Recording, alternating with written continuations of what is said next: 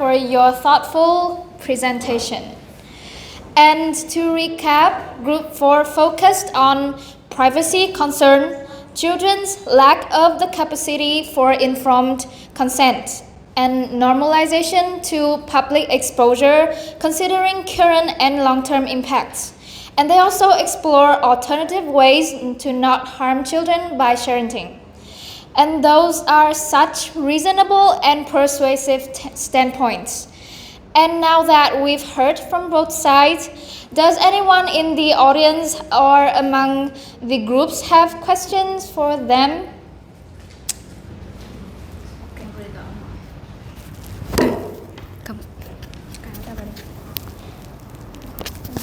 Thank you, sir.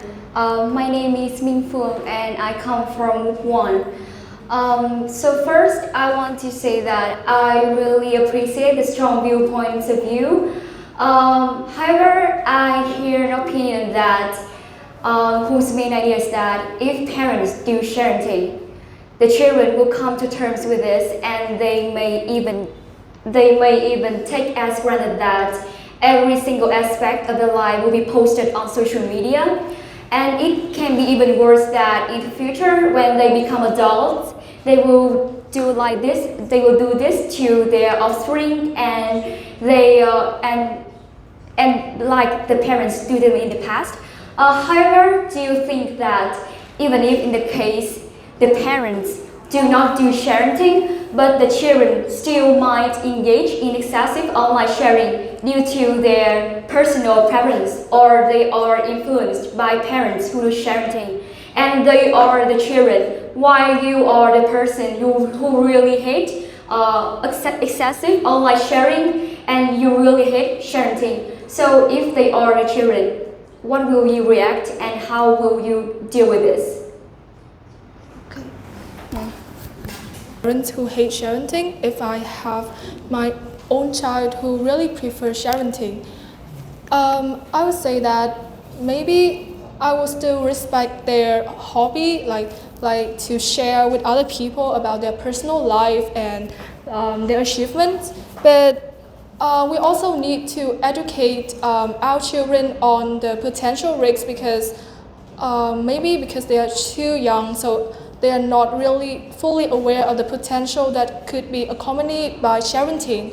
And another thing that you asked me is that if even I am the one to oppose parenting, but my child is surrounded by people, by parents who really like to share about their child's accomplishments, I gotta say that this will need a more holistic approach. Like, not only we have to educate our children, but we also need to encourage parents to learn more on how to use social media effectively and properly, so that they would not harm the child. Thank you. My name is Nguyễn Phương Anh and I have a question for your team. So I heard that your team say that when you post kid photo online, and bad guy can use this photo for different purpose, and they can download this photo, even edit these photos for bad purpose. So I want to say that in this digital age, it's not hard for identity theft to steal information and photo, even in case you do not share your kid online. And you cannot protect your child's safety entire life, because identity theft are also involved and have more cunning tricks. So why do we not propose to government and authority to put more stricter laws to punish cyber identity theft, instead of feeling fear of those theft and not sharing our children in a proper way, because we do not do anything wrong, right? Well, thank you for your question. I think that prevention is always better than cure. And because we are parents, we have responsibility to protect our kids. And we have to prevent any risk before that risk have any chance to happen. Children are really vulnerable and they are really sensitive. They need to be protected. Although we didn't do anything wrong, we have to stop our action if if our action may cause any risk to our children. I think that. Okay, thank you. And I'm curious, is there any problem if we create a fake account to avoid you? Will you feel sad about that? I want to hear more about the parents' views. I asked what's the fake account that you create was?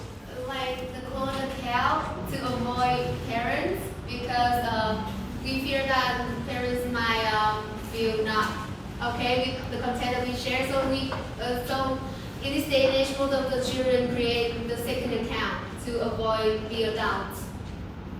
And how do you feel about that?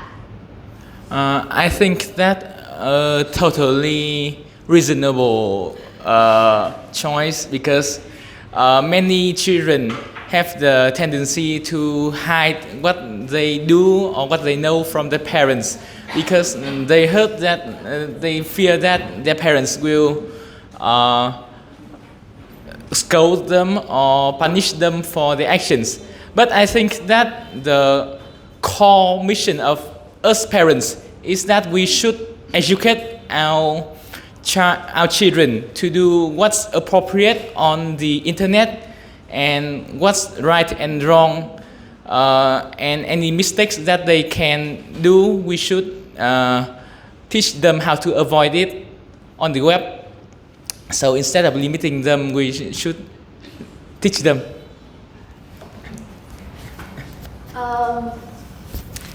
Thank you, Ngọc Linh, for your amazing question. And I am Ming, and I want to add a little bit more details about his answer. So we acknowledge, as parents, we acknowledge that there will be, secondary social accounts on the children's side, and that is totally reasonable. But it is not that children want to hide something from their parents. It's just that maybe they are aware that this content that they are posting is not suitable for their parents, and it's totally okay because there's always an existing generational gap, and we can almost never fill that hole. So it is totally depend on the parents and the family, like particularly if that parent is connected deeply to their child and they feel comfortable with what they're posting, and the other way goes the same to the child, then it's okay. There's totally nothing wrong with having a secondary account. But if there will be a need of some more talks between the parents and the child, then it is their family problem. Okay, thank you.